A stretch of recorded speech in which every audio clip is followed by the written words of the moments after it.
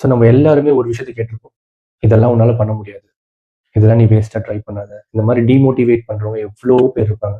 But இந்த ஸ்டோரியை பாருங்க.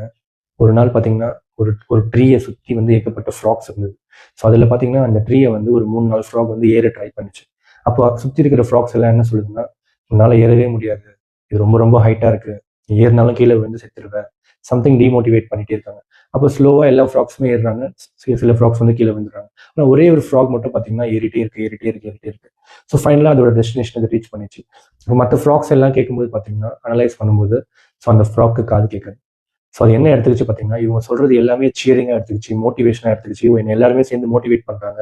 அந்த நெகட்டிவ் வாய்ஸஸ் எல்லாமே அது பாசிட்டிவாக கன்வெர்ட் பண்ணி அது ஃபைனலாக அது ஒரு டெஸ்டினேஷனுக்கு ரீச் ஆயிடுச்சு. ஸோ இந்த மாதிரி தான் நம்மளை சுற்றி நிறைய பேர் வந்து நெகட்டிவ் கமெண்ட்ஸ் கொடுத்துட்டே இருப்பாங்க. ஸோ அந்த நெகட்டிவ் கமெண்ட்ஸை பற்றி நீங்கள் எதுவுமே வரி பண்ணாதீங்க. Keep moving, every thing fall under your basket. Thank you.